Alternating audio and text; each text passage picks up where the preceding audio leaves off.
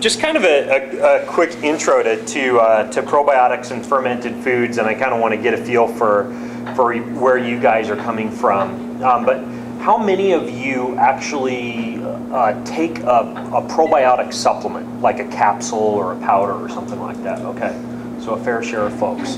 How about fermented foods? Do many of you do many fermented foods in your day-to-day diet? Okay, so a few people. Now, are you aware in terms of where your immune system and how much of your body is exposed to the environment, where the majority of your body's exposure to the environment, to the air around you, and to all the bugs floating around in the atmosphere, where the majority of that exposure takes place? It is in the gut. There's a few smart people in here, because a lot of people say the skin, because that's the area that we feel like is exposed all the time. But really, the surface area of your gut is way, way, way bigger than the surface area of your skin. And because there's this single cell layer between the epithelial lining of your gut and your bloodstream, it really is where the majority of interaction between you and your environment takes place. I probably don't need to tell you that there are millions and billions of critters living in our guts, which is kind of nasty and at the same time kind of cool to think about. But essentially we have all these different strains of bacteria living inside us, and they do lots of things. They help us with the production of digestive enzymes. They assist with the processing or the removal of certain things that we're exposed to in our environment. They can also do things like help us to produce neurotransmitters. That's one of the reasons that if you look at somebody with something like seasonal affective disorder or dementia or depression or Alzheimer's, a lot of times you can trace some of those issues right back to the gut, and kind of like an absence of gut flora or healthy probiotics in the gut. Most of us these days are aware that it's healthy to take probiotics because we read it in a magazine or in a newspaper advertisement or something like that somewhere. And it's very, very easy to go right out here to the supplement line and grab a probiotic supplement off the shelf and swallow that. The thing is though, when you compare using a probiotic supplement, which I personally use, I travel with a probiotic supplement when I know I'm not going to have access to some of the things we'll show you today. But when you use a probiotic supplement, you're not getting the same amount of absorption and the same variety of good bacteria that you get when you expose yourself and your gut to a variety of fermented foods. And that's why this kind of stuff is so important. That's why nutrition goes above and beyond simply popping a pill or using a supplement to cover up some kind of a deficit. If you can begin to introduce fermented foods as something that you simply have in your refrigerator and you're able to dig into, maybe you have some kimchi on a rice cracker, you have some sauerkraut with a sausage, or you've got a salad and you put any of the other things that we'll show you today, or you have a cup of kombucha in the mid-morning. All these little exposures to different types of fermented foods helps to build up that colony in your gut. And all the reason that we're showing you all sorts of different things, and the reason you can't just eat kimchi all day long, as tasty as that would be, I would personally get bored with it, is that there are different strains of bacteria in different foods, and different strains are going to give you different advantages. I'm not going to pretend like I have the Wikipedia page for probiotics memorized, but if you were to for example, just go to that page, and you'll see Lactobacillus acidophilus and all these other probiotics, and the different types of benefits that you can get from each one, from immune system to mental health to neurotransmitter production to digestive enzyme production. And you're looking at different strains that you're getting from each of these different fermented foods. So that's the really cool thing, is if you can get a lot of variety, and we're kind of spoiled in that we know a lot more than other cultures in terms of how to get different varieties in our diet. We're kind of a hodgepodge of different fermented foods here in America. We can build really healthy guts. And that's an advantage. And if you're ever on, say, like an antibiotic regimen or something that kills off all the good bacteria in your gut, so a lot of cool things that go on in your body, that happen in your body when you do this stuff. And it's tasty too, if you do it right, which you're going to learn tonight. So I'm going to invite my wife up, my wife Jessa, and She does most of the cooking in our house, and she's really good at preparing a lot of this stuff, and she's going to show you a lot of cool stuff tonight, and you'll be able to taste some things, and of course ask questions as we go. The code is FERMENT-VIP. Okay, that's all uppercase. FERMENT-VIP. FERMENT-VIP. So if you go to bengreenfieldfitness.com, or you go search for like Ben Greenfield Fitness Inner Circle, that'll get you in for the next 30 days absolutely free. You can do whatever you want. Download all the bonuses, get onto the forum, and basically interact with us and get access to all the other webinars and stuff that we've done. So feel free to access that, and you can always email me too. You should have access to our contact information. If not, just like Google my name or whatever, and you'll be able to grab my email somewhere out there on the internet. It's just scary. Okay, cool. Well, Jessa, why don't you go ahead and come up? This is my wife, Jessa, and she's the wizard in the kitchen. And she's also mic'd. So she's going to be walking you guys through some of the various fermented foods that we eat on a daily basis and that are really tasty. Yes. So the first thing I'm going to start out with is when you're fermenting food, the most important thing is cleanliness. Sanitize. A lot of people just clean things off in their dish or in their sinks, and that's a good start. But really, since we're growing bacteria, you don't want to grow bad bacteria because that can really do a number on you. And so that's the biggest thing I stress when I talk about fermenting food is I don't know if you have any canners in here. People who can. Okay, well, when you can, you boil everything. What I like to do is I have this handy. This is the best wedding gift I ever received. I use it more than anything else. Except for me. Except for you.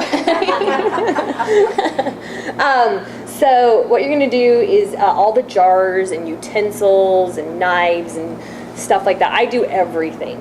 I'm a little paranoid that way. So partially because my kids eat this stuff and I just don't even want to take a chance. So like right now I have like a knife in here, and I boiled this morning, and my spoons, all my mason jars, the lids, everything. So you're gonna get it to a roaring boil, and then once it gets to a roaring boil, you can just turn the heat off, let it sit for 20 minutes, and then everything should be sterile at that point. So, and I sterilize my bowls, and obviously this is too big to stick in here.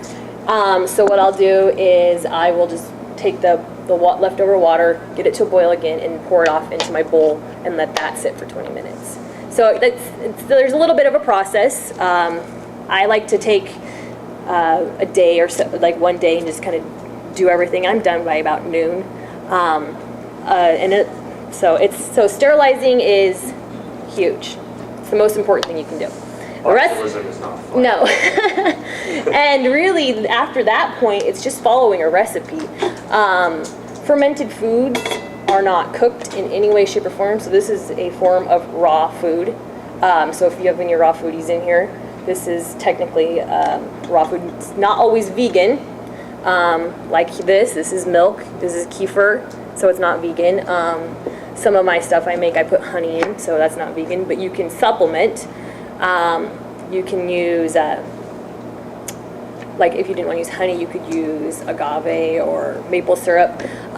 Whey is a milk product that I use in everything. I prefer to use whey because it's less salty in flavor. If you're vegan, you just add an extra tablespoon of salt. But I'll go into more of that. So basically, I'm going to start out with kombucha. Does anybody know what kombucha is? Sort of. It's a fermented tea. It's big in Russia and Germany, and now in the U.S. It's kind of in the last, I would say, 5-10 years has gained credence, and and people are finding the value of kombucha. And it's expensive. It is expensive. For anybody who drinks, it's like, I mean, no offense to pilgrims, obviously, but you go out there and buy a bottle of kombucha, it's like, what, $3.99, $4.99? It's come down in price, I think, in the last year, but it's still fairly expensive. It's not the price of a soda.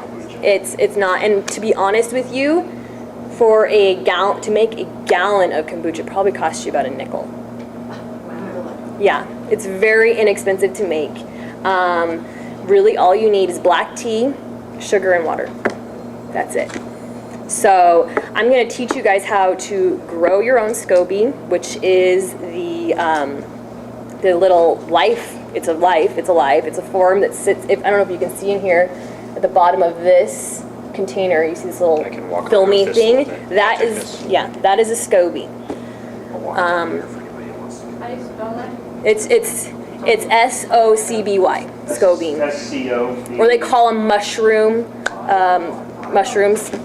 There's a couple different names for it. What? It's on the sheet. Yeah, on your sheet. So I'm going to show you how to grow one of those, because generally if you buy one, they're about $25, which isn't bad. But if you can make it for $5, might as well. And this is a good time of year to make one because we have this great heat. SCOBYs and the fermentation process for kombucha is a lot faster in the summer than it is in the winter. In the wintertime, I grew mine for the first time in the wintertime, and it took me about a month and a half. I'm assuming if you start now, it'll probably take you 2 to 3 weeks. So it's about half the time. So I'm going to show you how to make that. Oops, wrong one. Which is quite simple. All you're going to need is a bottle of kombucha. You want to get the stuff that's unflavored, and you want it raw. You don't want it boiled, because if it's boiled, it's dead. So, same thing with milk and that kind of sort of stuff. So, And you just buy that at any grocery store. yes. So what I've done here, what I did before I came here, is I brewed 1 mug full of really strong black tea. Don't do any herbal teas. Yes. Just for anybody who's interested, Pilgrim's Kombucha is at the far wall back. If you go down the milk aisle, it's on the far Yeah, it's wall. definitely refrigerated. If it's not refrigerated, it'll start growing a SCOBY, literally.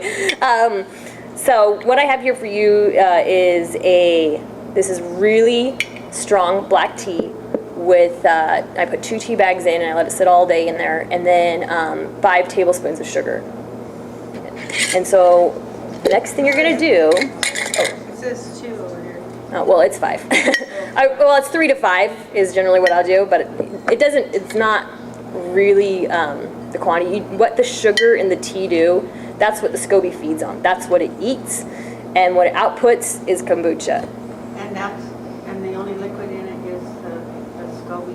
Yeah, we're making the SCOBY here.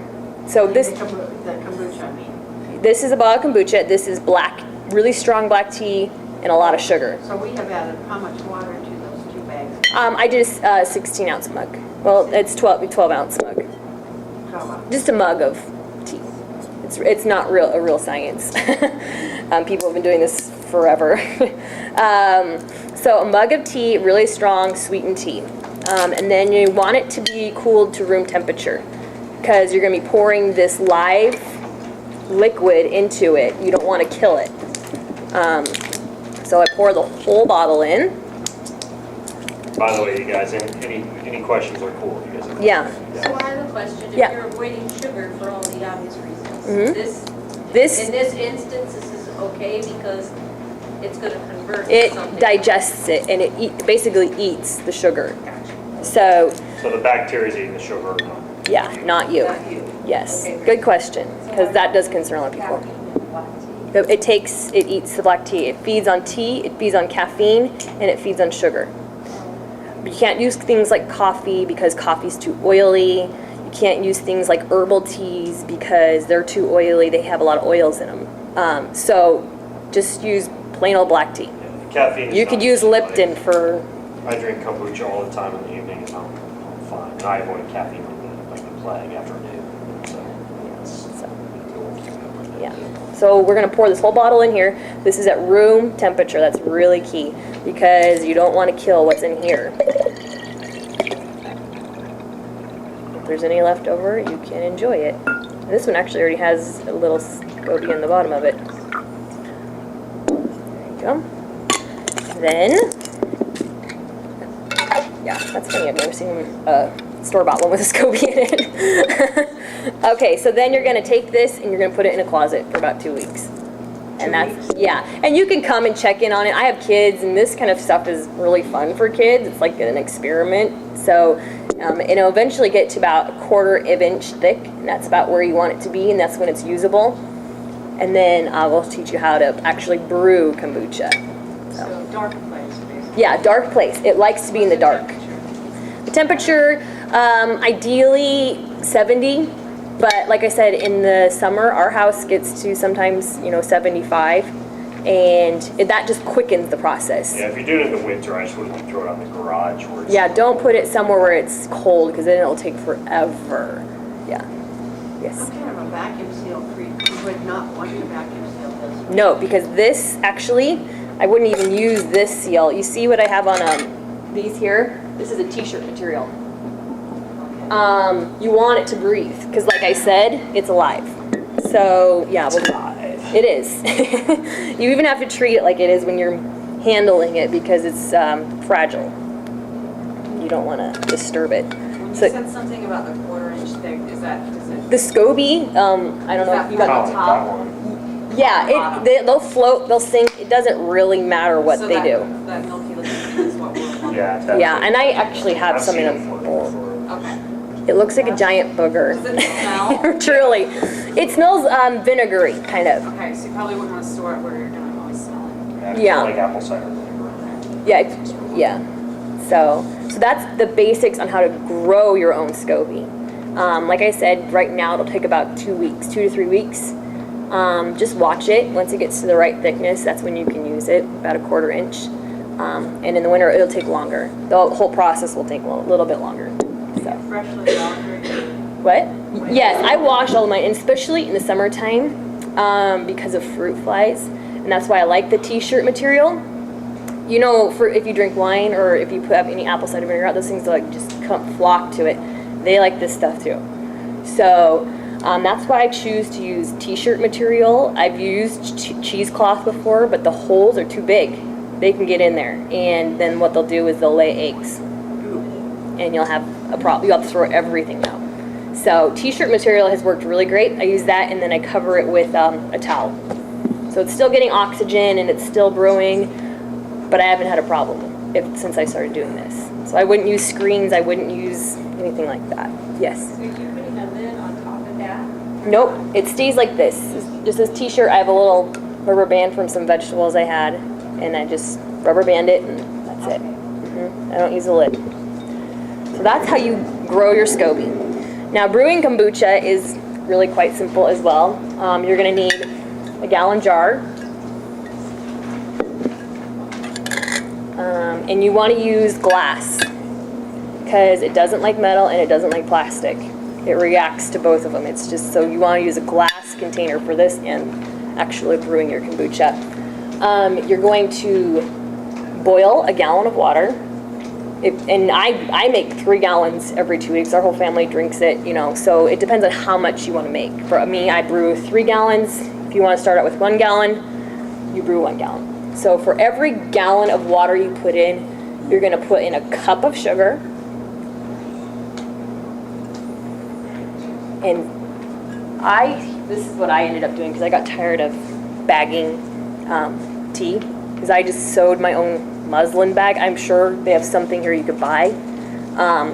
So I sewed my own muslin bag, and I use this because for my 3 gallons it takes like 18 teaspoons of tea, or 8 tea bags, or 16 tea bags. If you're brewing a gallon, you're going to want to use, if you're going to brew a gallon, you're going to do 6 tea bags. 6 tea bags, 1 cup of sugar.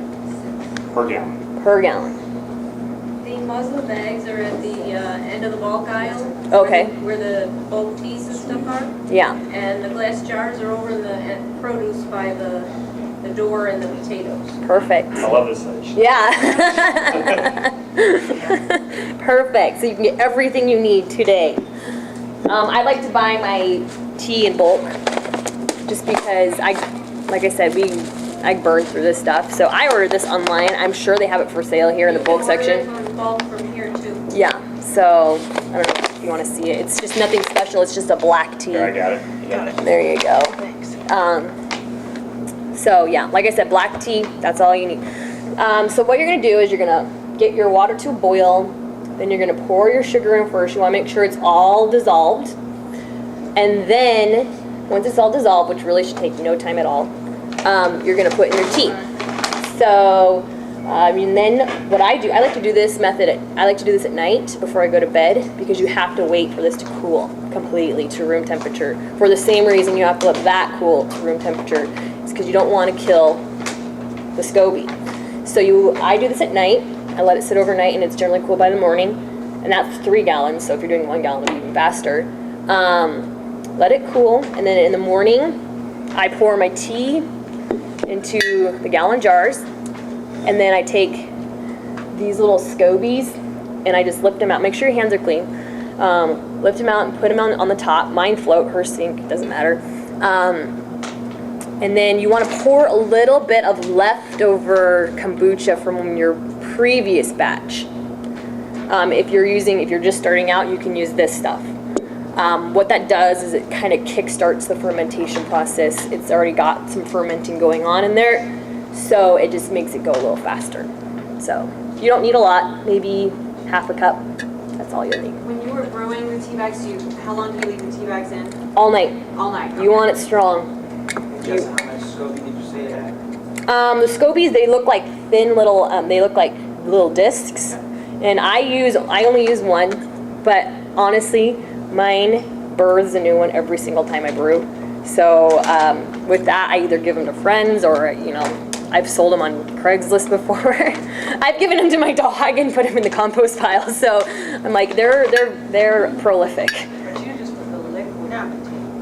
The SCOBY. No, you put the SCOBY and the liquid. All of the liquid? Why would you not add all this? Well, you want okay, so The first batch that you you could if you wanted to, because you're not going to really drink this. This is going to be like vinegar by the time it's done growing. Okay. All the sugar and all the tea will be totally gone. So it'll be really vinegary. And that's another preference that you can do is like throughout the brewing process, you can take like a straw and like taste it. You know what I'm talking about? Like, you just plug up a straw and taste it. And if you just, whatever you like, really, is when it's done. So I generally, in the summer, is 1.5 weeks. In the wintertime, it's 2, definitely 2, because it's a lot slower. So. How do you flavor it? Good question.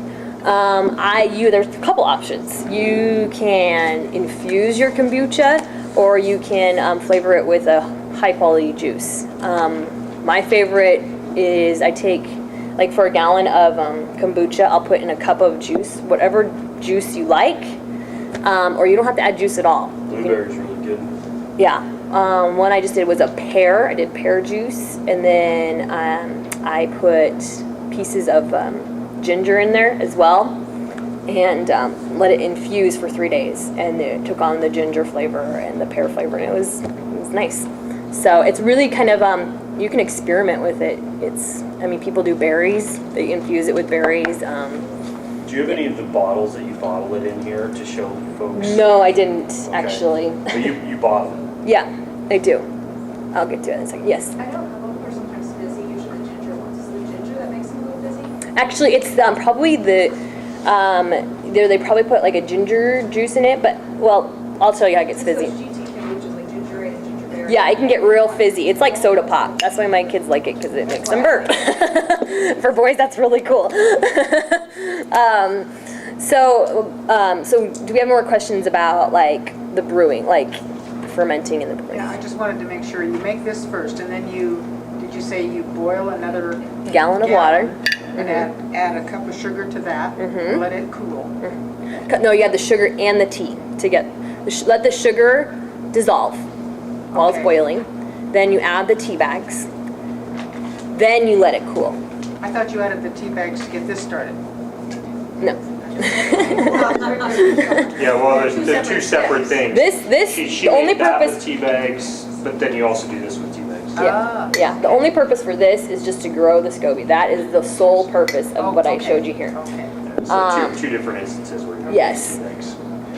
Jess, are you using tap water, distilled water? I use our own tap water because it's filtered, but I would, if your water is not, if you don't have a filtration system, I would use distilled water because, like I said, we're growing bacteria here. You don't want bad bacteria. Yes. But was that loose tea that you had in there? Yeah. How Mm-hmm. much, what is one? Like 1 teaspoon is about the equivalent of 1 bag. Oh, is it? Yeah.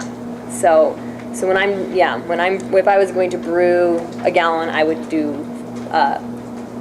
6 teaspoons. Sorry, 6 teaspoons. Yes. So when you've cooled that, you put it into your gallon jug, Mm-hmm. and you add half a cup of that. Yep. With the SCOBY. In the jug. Mm-hmm. Okay. And then you cover it with a t-shirt and a rubber band. Okay. And like you did with this, put it in a dark place and you, like I said, go back and taste it, especially the first time around. See what you like, because some people like it real vinegary, some people like less vinegary. So it's really up to you. I'm sorry, you have to let that sit for another 2 weeks, the second batch? Okay. Yeah, so when you initially get started, it's about a 4-week process. Okay. And when you want to flavor, you wait until the end, the very end of that process? Yes. To infuse it? Yep. Yes. Is all Okay. this on your website? Yes, I have a whole video on it on my website. So you need to go back. Go back and check this. It's on there, yes. Yep. You've got it typed individually, every single step. Yes, it is on the website, yeah. And then once you're finished and say you added juice or whatever, how long will that keep in the fridge or what? Indefinitely. Yeah, yep. Because once you put it in the fridge, it really slows down the process and it really doesn't you should be through all of it by the time. Yeah. Like, if you aren't through, then you don't really like kombucha and you shouldn't be brewing it. So after if you want to put juice in and flavor it up a little bit, what I do is I got like a sun tea container at Goodwill or something like that that had a tap on it, and I saved all my old bottles. If you don't have them, you can purchase them at like a beer and wine store, the beer and wine making stores. And I just tap it and pour it in, and then if I want to infuse anything, then I put it in individually to each bottle. If you want it to be fizzy, it's a good idea to add a little bit of either a juice or a sugar to it, and then set it on your counter for about 3 days. And that's how it gets that fizz, because the gases are building up inside of it, and that's what creates the You could leave effervescence. it out there for longer and it'll get super fizzy. Like I had some like champagne, they've been out there for like 2 weeks, so. Yeah, like I said, it's your own preference, and it's how long you want to wait for it, So if you leave it on the counter too long, though, like this one, it'll start growing another SCOBY, literally. So like this actually had a little baby one in it. Those ones always do. Yeah. Oh, do they? Kombuchas always have it in there. Yeah, that's what it is the SCOBY. So it's just a really little one. So yeah, mine. All of our bottle stuff has it in there too. I just didn't know if they strained theirs out or something like that. I just kind of work around it. So that's how to make a SCOBY and how to brew it. Like I said, if you want to go on the site, there's a lot more information on there about that, and you can play and replay it as much as you want. Did you have a question? Is it okay to drink this SCOBY? Yeah, it's totally fine. I've had it, I've swallowed it, my kids have, I know Ben hasn't, and I've given it to my dog. It's just kind of- Like if I have extras, I'll just give it to them, Kind they of eat gross it. texture. It's like Yeah, it's kind of slimy. So It's not It's pleasant. not gonna hurt you. No, it's not no, gonna like make an alien grow in your stomach. no, it's completely harmless, so, yes. So if you reach in there to take one of those, I see your ring at the bottom is like really thick. Is it made up of just lots? Yeah, a lot of times they'll just start building up on top of Layers. each other. And so when you go to pull one out, you just pull out one, like Yeah. it's gonna come off like a rubber band or something? Yeah, if it like I said, mine will like birth one every single time I brew. I call it birthing. I don't really know the technical term, but it's like a baby SCOBY on top. And yeah, they will just they'll keep building on top of each other. And if you want to start more gallons, you just really gently take them apart. And there will be a little bit of ripping and stuff like that, but it's not going to kill it. So if you want to start brewing more than 1 gallon, you can just take the baby one off the top and use that. So, yeah, like I said, I have 3 gallons going for our family. So, and it's a great alternative to soda. It's like, I don't even know if our kids have ever touched soda because they like this stuff so much, so it's great, yeah. So, any more questions on that? What is the SCOBY exactly? What is it? It's- Is it a mushroom? No, it's not a mushroom. It is a bacteria, and I'm trying to remember the SCOBY stands for the actual name of the bacteria, and I honestly can't remember off the top of my head. It's a big bunch of Yeah, and I'm like, yeah, it's I'm sure Dr. Google would tell you. Okay. yeah. But I'm sorry, I don't remember it. Yeah. But yeah, it's basically a bacteria. Yes. So can you do it in different flavors? Yeah, you could do. Black tea? No, I'm not the tea. The tea is non-negotiable. I would just do black tea. And even the sugar is non-negotiable in my opinion. I've done honey before and I've done agave, and it's just not the same results. Even green tea. No, green tea. Oh, wait, I'm sorry. Yes, you could do green tea. Yes. And so green tea, white tea, or black tea. That's it. So when do you make have the flavor in it? At the very, very end of the fermentation process. Like after you put your big gallon jar in the closet for a couple of weeks. Then you can add the, Usually like as you're bottling it, basically. yeah. Do you strain it? No, I don't strain Because mine. like what she uses when she bottles is one of these, except it's got a spout Yeah. on the bottom of it. So she'll put it on the end of the counter, the bottle goes underneath, and you'll just put it into the bottle with the spout. You can either put the flavoring into the bottle or put it into the jar before you draw it down. And what kind of flavor would you buy? I've done berries, like a mixed berry juice. I've done, which was really quite good. I've done grape. That's a big favorite of a lot of brewers is grape. I've done, like I said, I just did pear. I did a pear ginger, which was really delicious actually. I'll definitely do that one again. And I've just done plain ginger.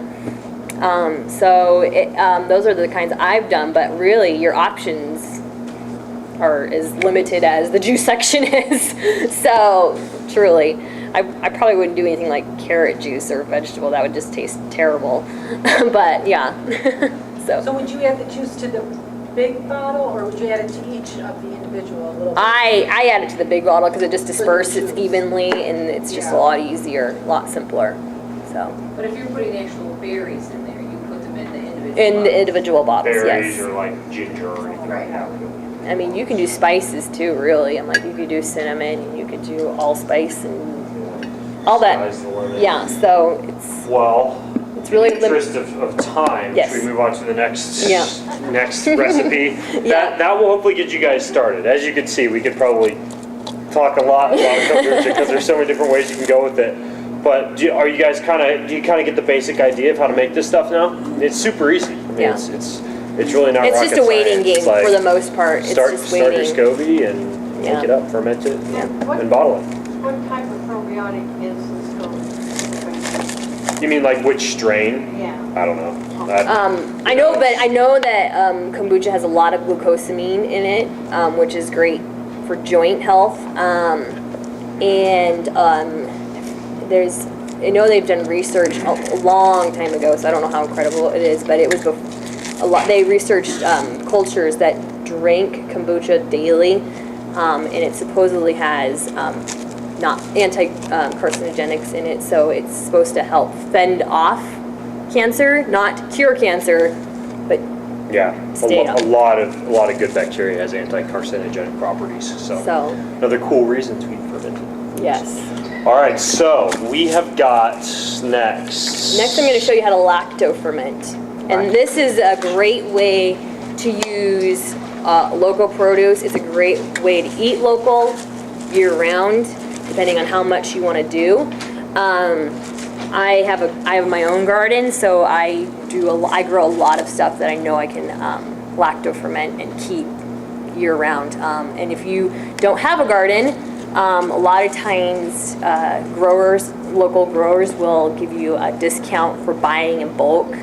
I know a farmer on Green Bluff, I know this is the Cortland area, we're from Spokane, he's got this huge field of cucumbers and beets, and we have a lot of Russians there, so they're out there all the time picking that stuff. I mean, this is what they do with it. They lacto-ferment it. Lacto-fermenting in Russia and Germany is a big, and Poland is a huge deal.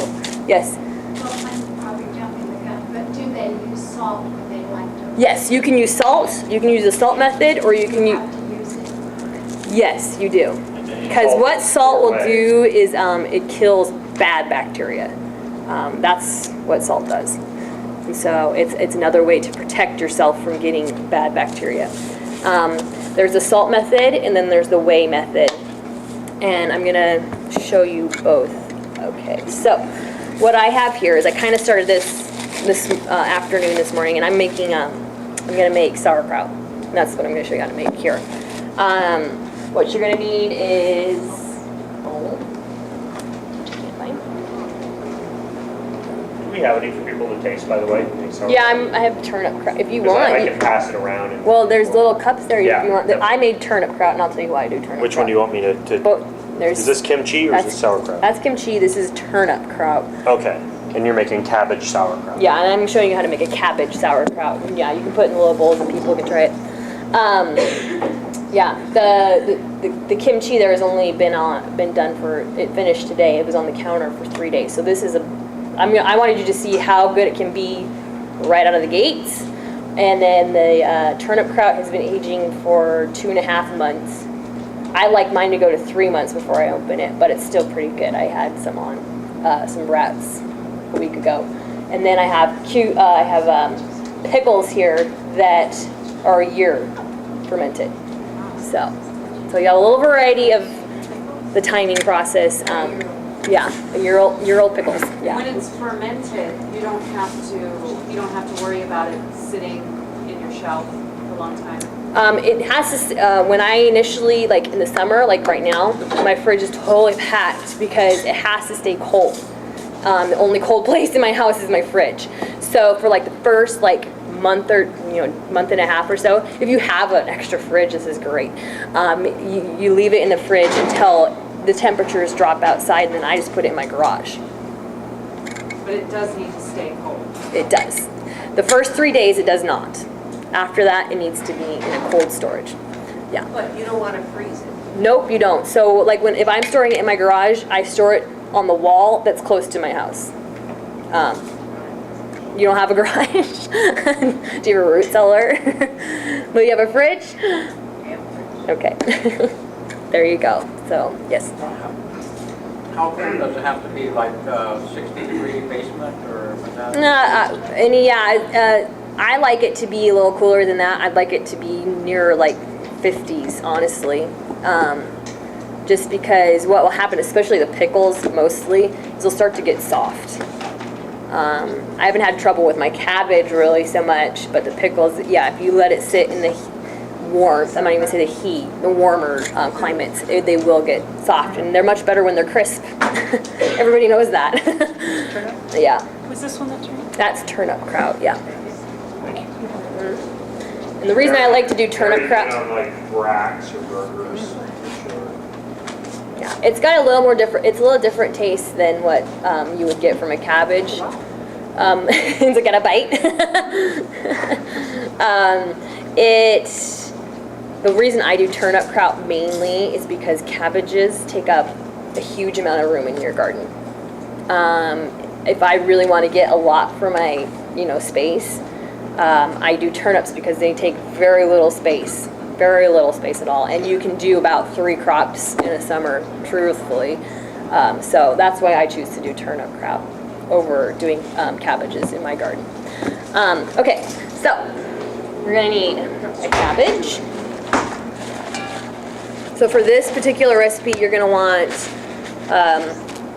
1 medium-sized cabbage. This is more on the small side, but that's fine. We'll work with that. And I like to take the first top layers off just because they've been sitting in the sun and in the bugs and stuff like that. And then you could use red. It does give it a little different flavor, but it's not that much different that it's weird. It's pretty actually. I think we made red before. Yeah, I did. Because I did red cabbages last year. Yeah. So I'm gonna give it a good wash. And like I said, you want everything to be clean when you're doing this. Everything needs to be clean. Okay. Do you boil everything like you did with the Any fermenting I do, I boil everything.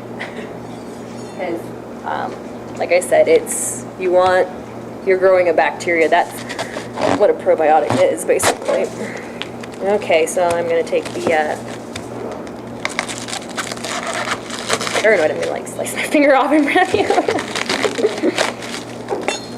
Take the core out, because that's no good.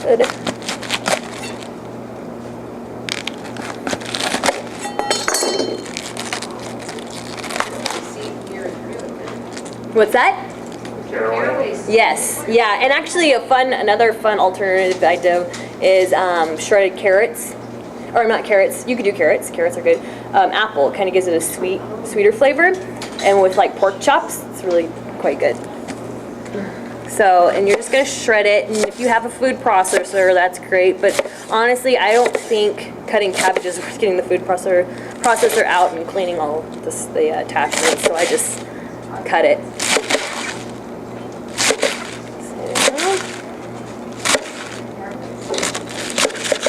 Yeah, and this is a basic sauerkraut. And when you're, we're gonna, okay.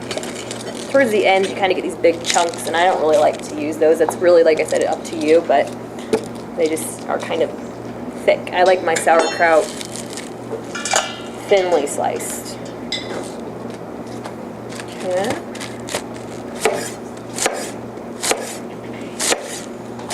And like for my cutting board, before I do it normally, I'll just take either white vinegar and just clean the area that I'm going to be working on, and the cutting board that I'm going to be using, because white vinegar works quite well, and so does lemons.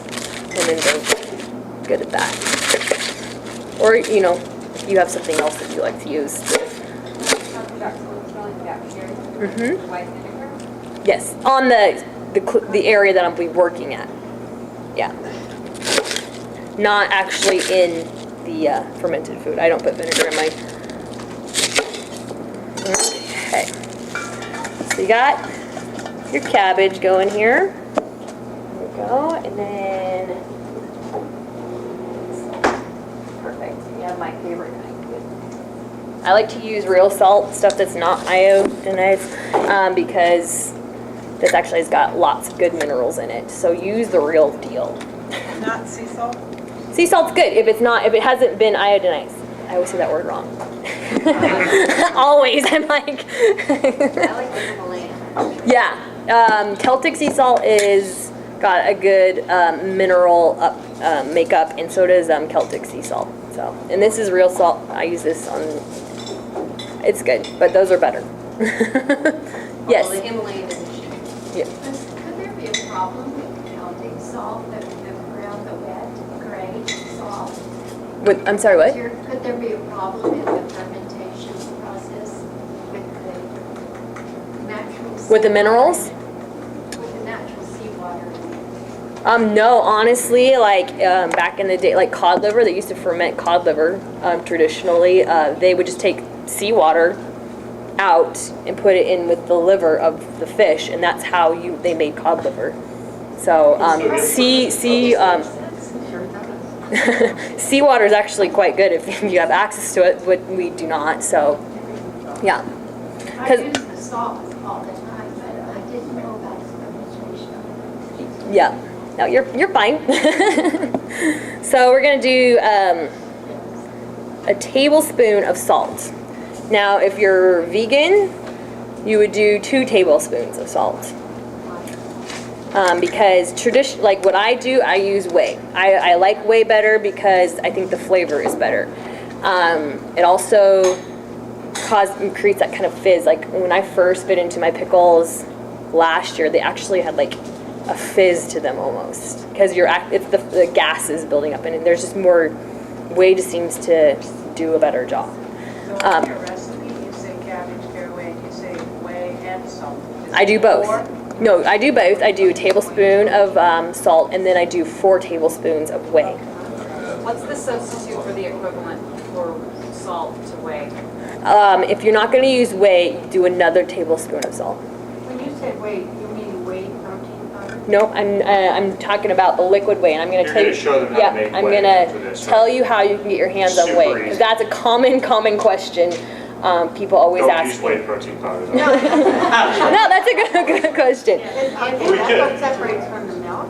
Yes, basically. Yeah. I do remember what that is. Yeah, how I get my whey, and I can get a lot of it by doing this method, is if you have a pair of old nylons, wash them, and then I get yogurt and I put it in there and I hang it I hang the nylon with the yogurt in it and I hang it for 24 hours. And actually, you get 2 great products out of the deal. What was the first item? You could use old nylons or new ones. Pantyhose. Make sure they're clean. And then you're gonna take like I make my own yogurt, but you can definitely purchase yogurt like at Pilgrim's, and you put it inside the socks of it, and then you hang it for 24 hours. And what's gonna Are you hanging it? not in the refrigerator? Not in the refrigerator. Nope. Ours just hangs like from the cupboard in the kitchen. Yeah. That's what I'm saying. It has yogurt in it. Yeah. And what's gonna happen? Pantyhose hanging with you, everywhere. Okay. What will happen is all of the. Yeah, I get my way. What will happen is all the whey will separate from the yogurt and the protein, and what you're gonna get is this really great cheese. Basically, it's called yogurt cheese.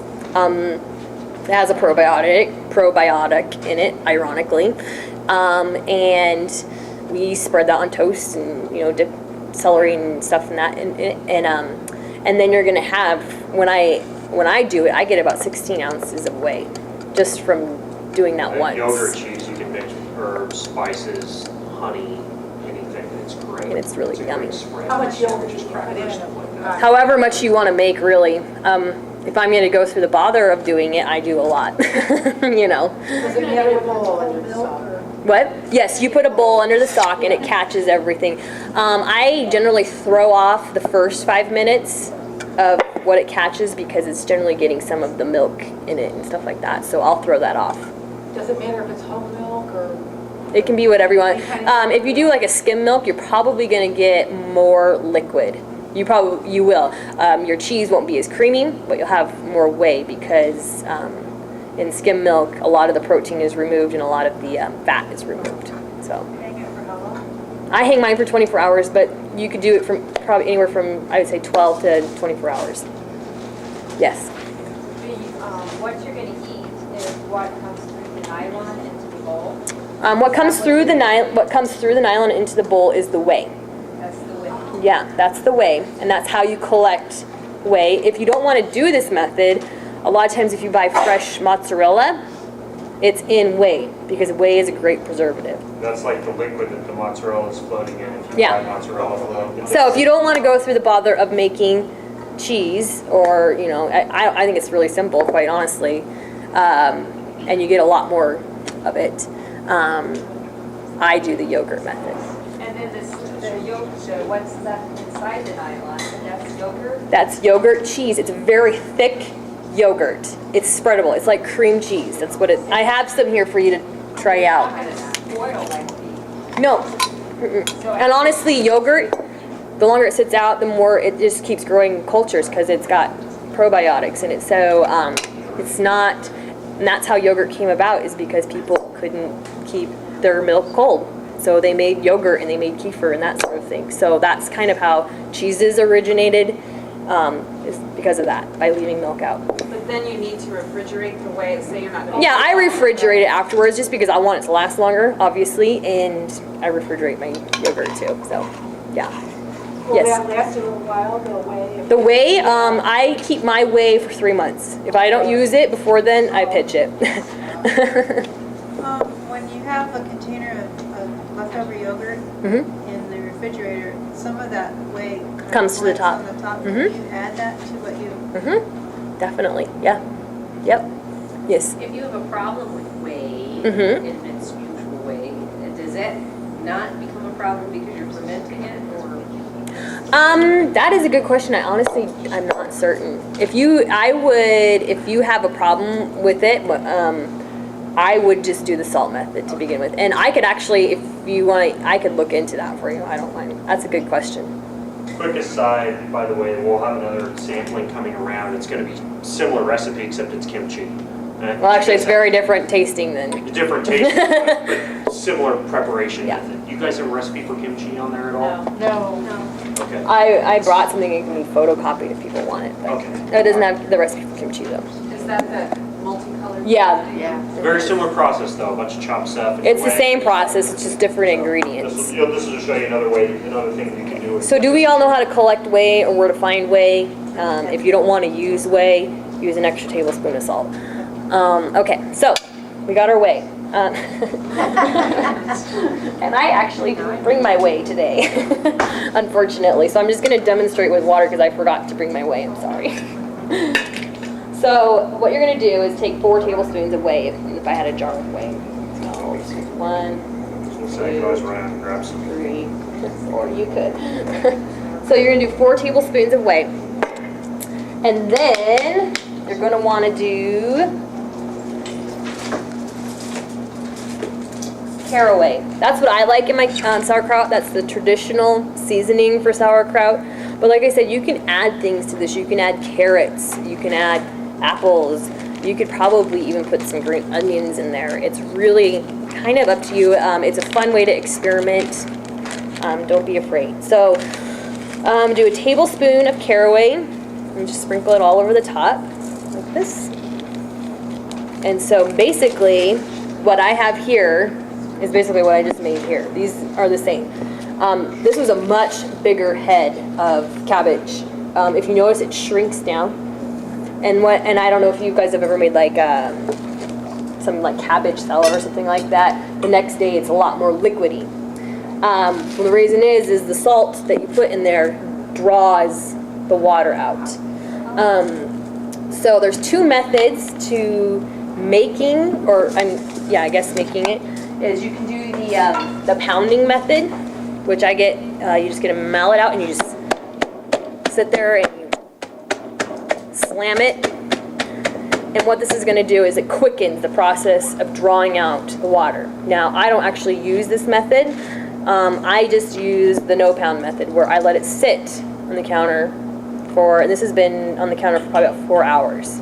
And just time will draw it out. So it's really up to you. If you want to pound, you can pound. If you want to wait, you can wait.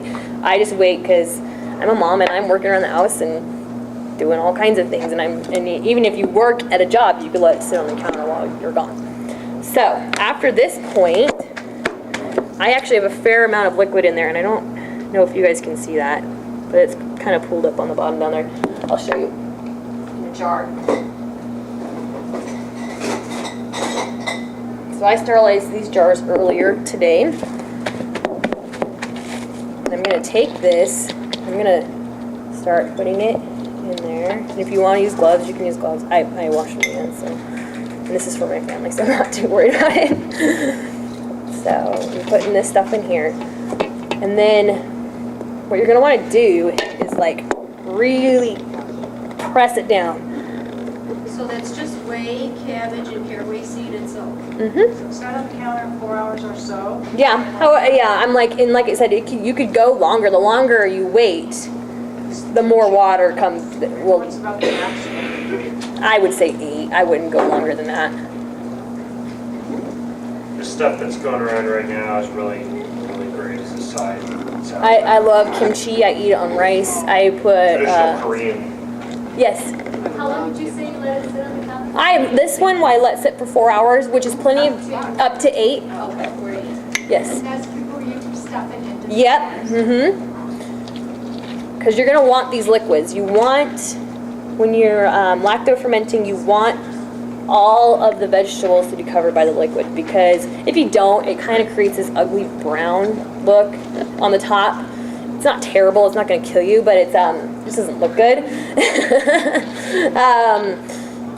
And the salt is a preserver, so you want it to be covered. So I'm pressing and I'm pressing. And this is about all I will put in there, because gases will form in here, and you'll get, if you get too much gas, what will happen is, and you don't release it, it'll explode.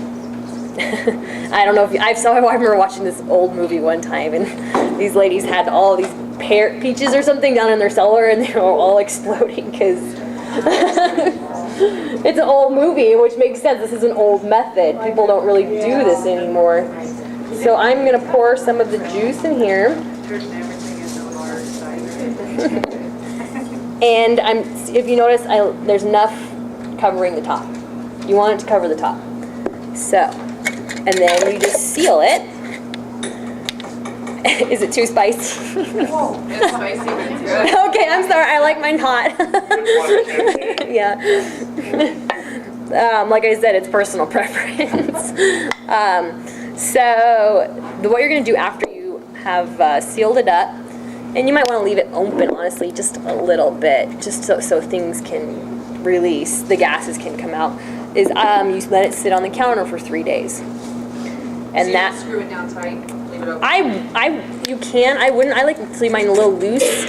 Every day I go through them and I just kind of like just do this sort of thing and put it back on so that the gases don't build up, so it doesn't explode further down the road. Because my kimchi was talking to me today. I was standing in the kitchen and I'm like, you hear this hissing noise and I'm like, what is that? And I'm like, oh, it's the kimchi. For my sauerkraut, I like to do it for 3 months before I actually open them up. You can go before that. Like I said, that kimchi is only 3 days old. So you can open it earlier, but most people who ferment say aging is better. When is it fermented to where it's beneficial? 3 days. 3 days. Mm-hmm. Technically, it's done. Yep. And you don't touch it for how long? I don't touch mine for 3 months. Put the date on top of the lid. Yes, I would date these. Yes, definitely. Labels, just so you know.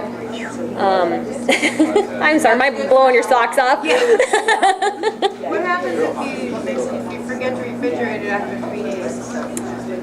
People say that you can keep it on the counter for 7. I like to keep mine for 3.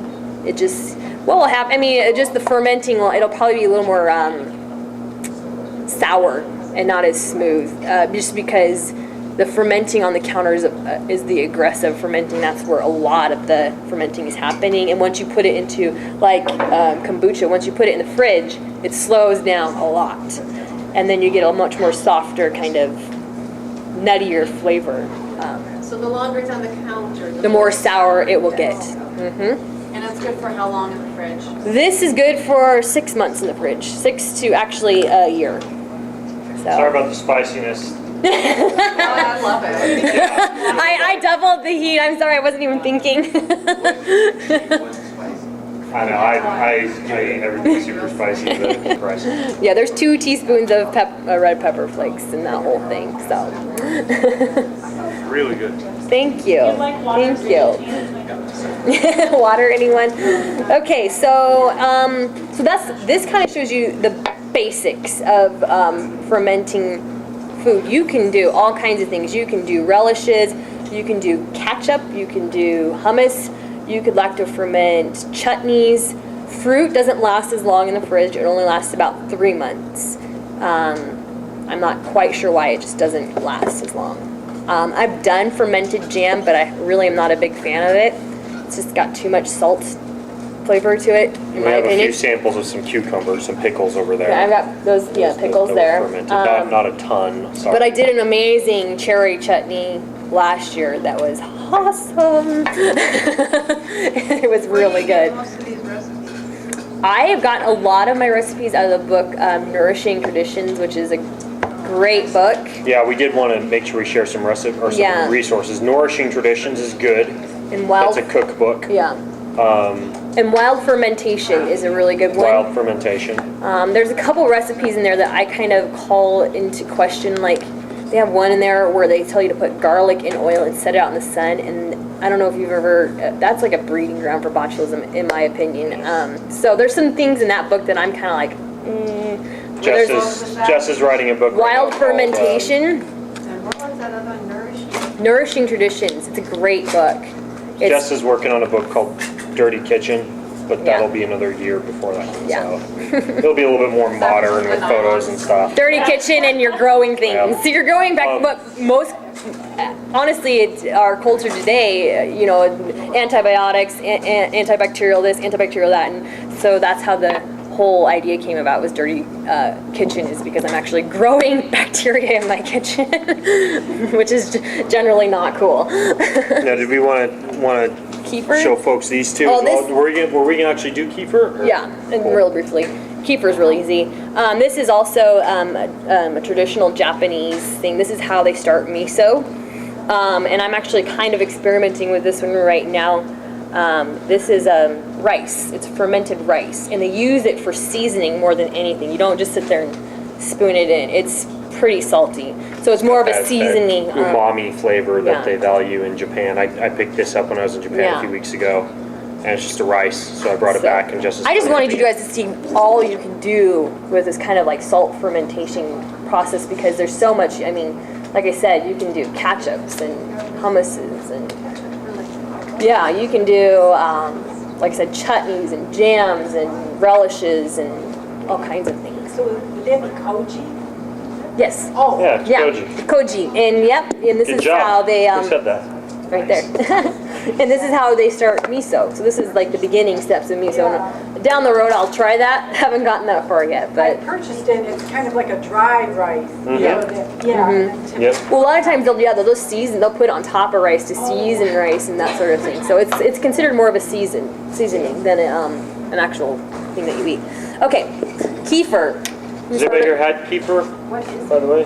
Kefir is a lot like yogurt, but it's more liquid. It's got way more bacteria in it too. Than Way yogurt. more good bacteria than yogurt. It's more liquid. And remember, with a lot of these fermented foods, that they are foods that if you're intolerant to dairy, if you're unable to digest lactose, a lot of these good bacteria produce lactase, which is the enzyme that if you can't do well with dairy, you're deficient in. And so if you can't handle milk and you can't handle some dairy compounds that maybe don't have live cultures in them, you're just fine with kefir and yogurt. That's the case for me. I'll get a tummy ache if I drink milk, but if I do yogurt or if I do kefir, I'm fine. So just a little aside. Yeah. Can you do this with coconut milk? You can do this coconut milk. You can do it with water. They have kefir water. You have to get water grains though. It's a different kind of grain.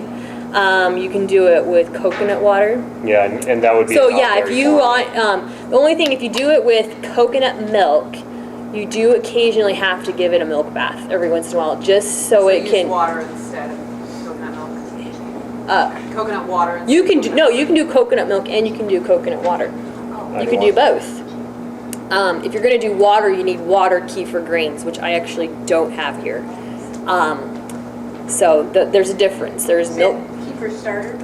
Yeah, there's a starter in here. I'm going to show you what it looks like. And where did you get the starter from? I ordered mine actually last year from a guy, and it comes in a little teeny tiny packet about this big.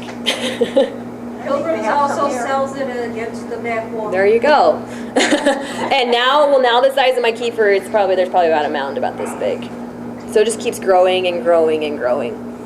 Yeah, so, and actually I found that the growing of the kefir grains is much quicker in the winter, which kind of surprised me. I don't know if it was just because my kefir grains were older at that point, but it was a lot faster in the winter. And the kefir was better in the winter. It wasn't, because in the summer, the heat kind of made it a lot more sour.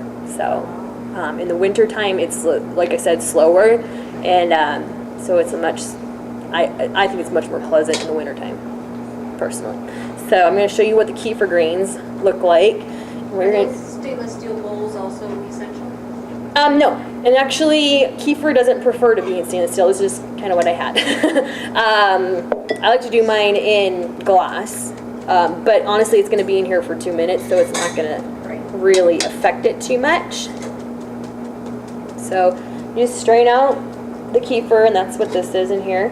People like to make smoothies with it. You can just throw in berries and granola on top. Eat it like cereal. It's tasty stuff. So this is what the kefir grains look like.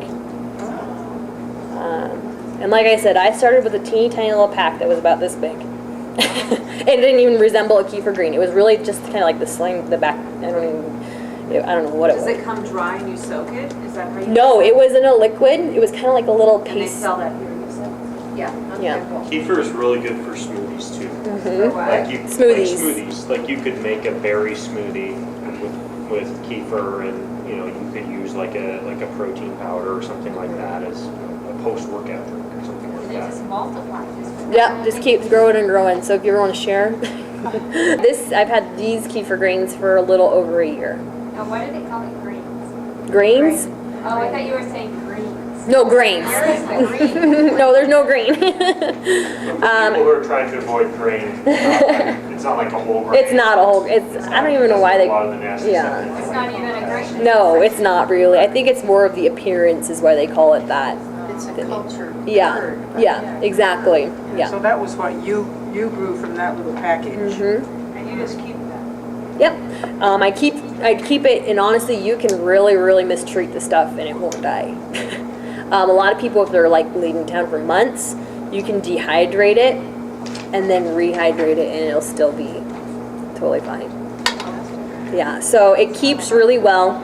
Like I said, if you're going to do coconut milk, or if you're a vegetarian or vegan, you're going to want to give it a milk bath. Let it sit in milk occasionally, every once in a while. Otherwise, it won't get what it needs. So, Oh, the grains you let sit in milk. yeah, you'll let the grains sit in a milk bath at least every 3 months or so. They like milk a lot. Is the raw milk essential instead? No, I just prefer raw milk.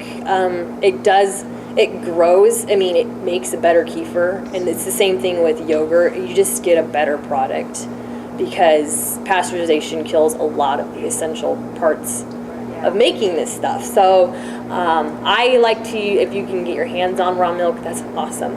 Sometimes it can be kind of tricky. What about goat milk? You can use goat milk too. Goat milk's great. Yeah. I would do goat milk over cow's milk, honestly. Pilgrim sells raw milk. Great. That's awesome. Because I don't think in Washington, well, no, that's not true. You can get it in Washington. Yeah. Just try to be helpful. You work here, don't you? Okay, so here's another option for you. A lot of people will rinse their grains. I don't like to rinse my grains. Traditionally, in the cultures that originated this, they don't rinse their grains. I don't really find any benefit in it. I don't do What it. do you store those in? What I store this in is another milk bath. And it really, if you don't have a lot of milk, it doesn't take a lot, just as long as you cover them. And they could stay in that for a while.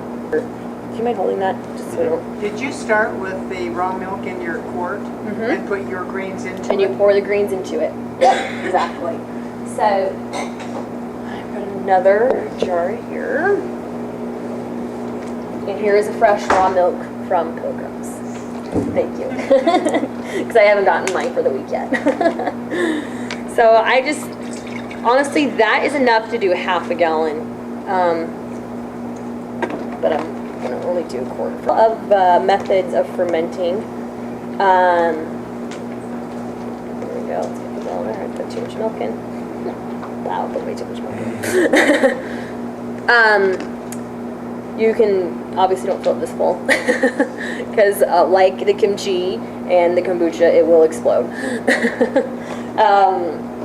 You can either let it sit on the counter. I let mine sit on the counter for like a day and a half. You can do it 2 days. It depends on how sour tasting you want it to be. It's what you prefer. Or you can do it in the fridge. It just takes a lot longer, and I'll do that when I know I'm going to be gone for like a week. I'll just put it in a fresh thing of milk and put it in the fridge, and it just kind of it slows it down, but it's still, keeping it alive and thriving and that sort of thing.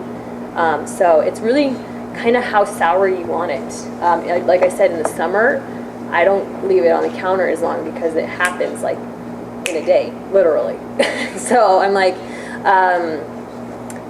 yeah, if you want to be really sour, you can leave it out as long as you want, but it's really kind of And you can flavor those the same as you would kombucha at the end. Yeah, well, a lot of people, what they'll do with this is they'll make smoothies out of it, and you just blend it in, and it's delicious. It's it's kind of like yogurt. It's very, very similar to yogurt. Yeah. It's better. It's better for you than Well, it's a yogurt. lot easier to make than In terms yogurt of because the I amount of make yogurt, and bacteria. this is a lot easier. Yeah. So, yeah, so that's how you make kefir. That's it. So when you're just starting out, you just buy the milk and you buy the packet and then you just do that. You kind of grow it over Until it time grows. in it, yeah. How When you much- have that small amount, it takes longer for the fermenting, obviously, because there's not as much. Like I said, I have enough here to do at least a half a gallon of milk. How much space would you leave in the jar? I would leave about maybe an inch. An inch. Yeah.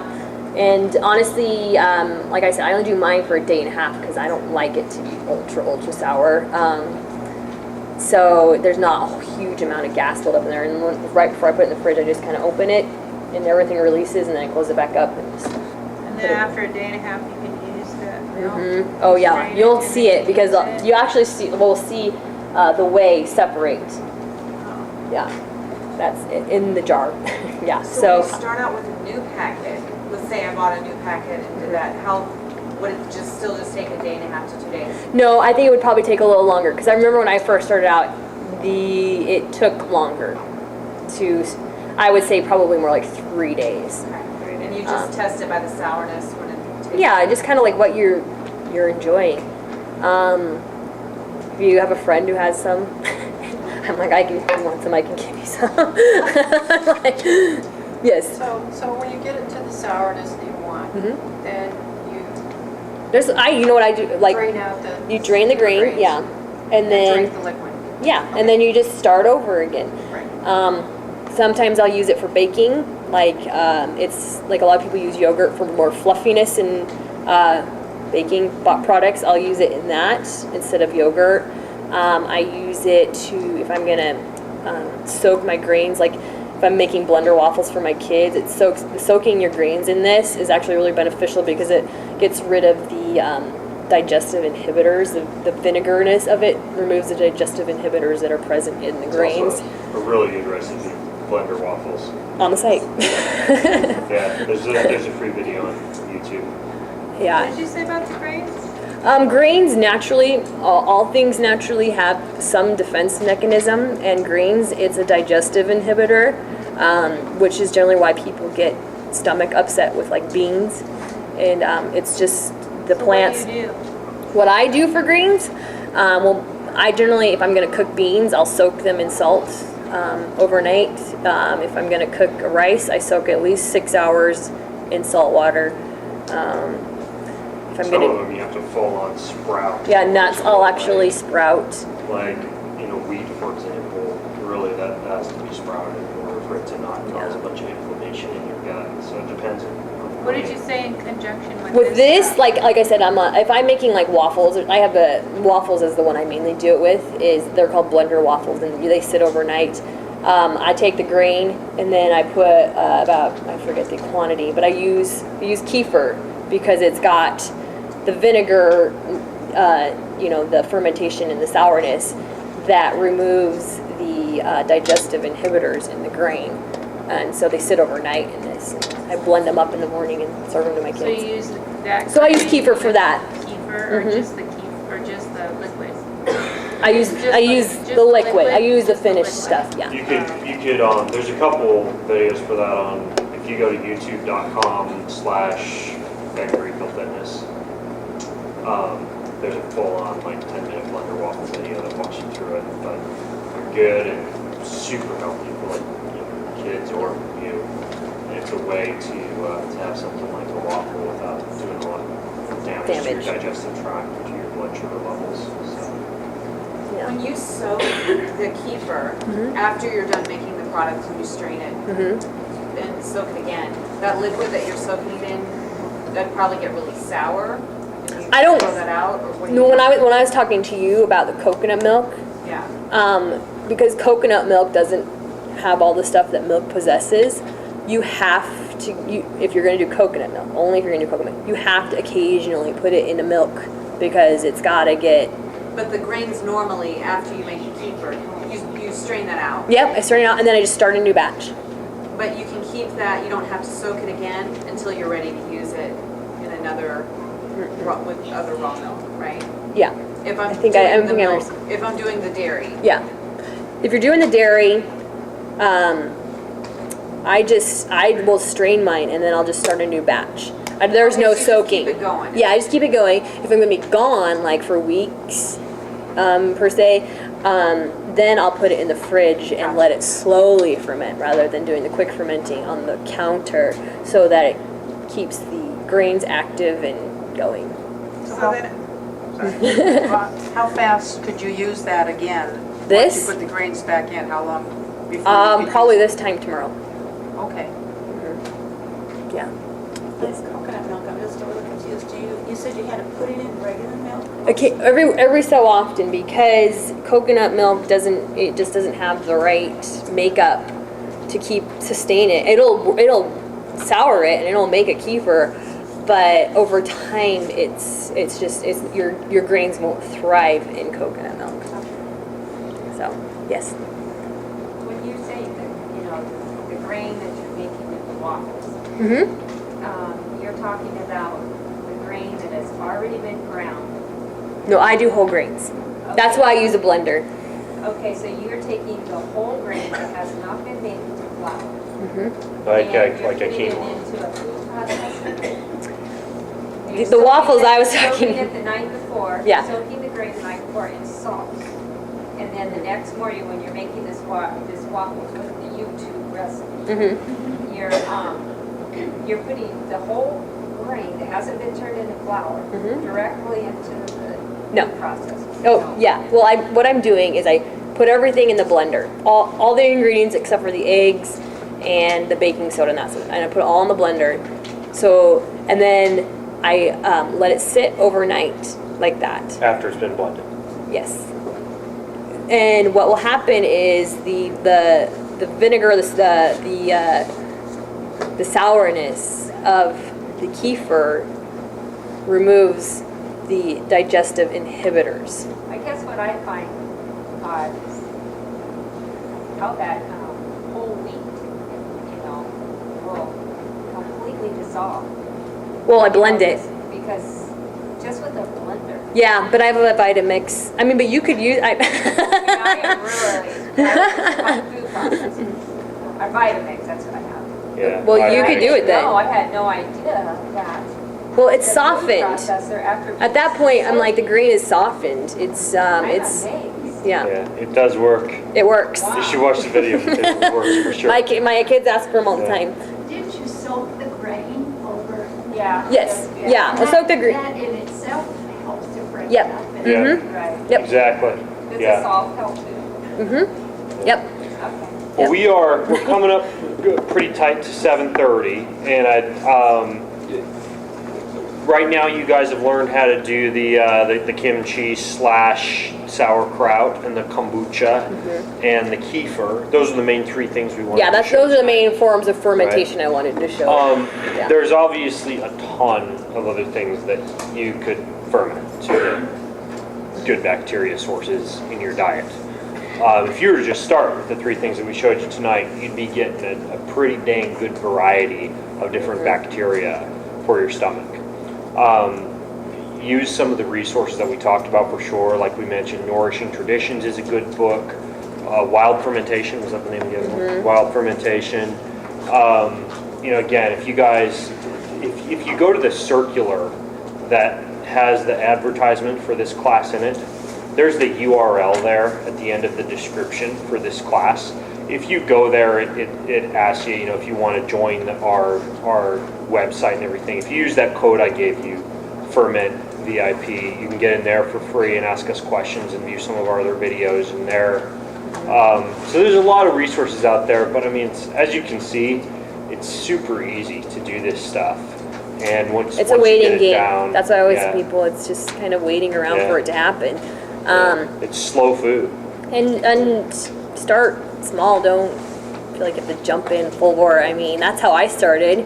I had leftovers in my garden, and that's why I started doing a lot of this. And so, and it all kind of came from there. So I've been doing this for a while You started now. incorporating this in your diet. Do you need it every day consistently, or can you just start building bacteria are going to live in your stomach for a while and even multiply.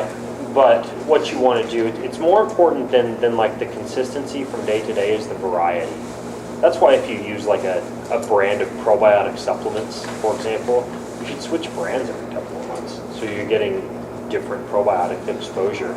If you've ever taken antibiotics before or been on an antibiotic regimen, a lot of times you got to build your gut back up with a variety of different probiotics.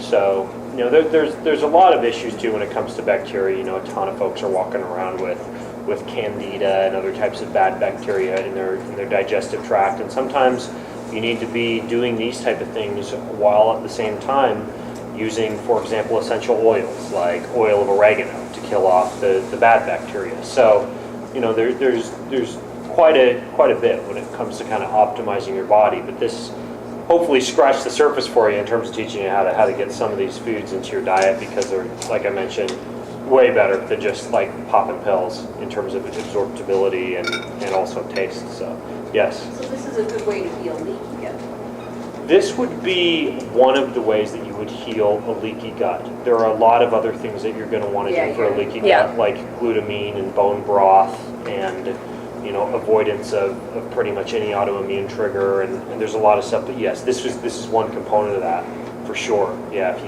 you've got leaky gut issues. So anyways, you guys, thank you so much for coming. There are a First few hand pickles up that gets need to the be starter. The first what? Hand up. Oh, got it. I'm like, I don't need this. There are a few pickles that need to be eaten, There you not go. a ton, but there's some of those, another great fermented food, a few extra things of kimchi and stuff over there, so grab some on your way out. Yeah. And Thanks, guys, for listening. yeah, we're pretty accessible. Again, my email address is easy to find, and you can always ask a question for my podcast. I put out an audio podcast every week, and you can write in or call in and ask a question for that. So, it's our mission in life is to kind of help you guys achieve your health goals. So hopefully that will give you some ideas. Thanks for coming. Thank you. Good night.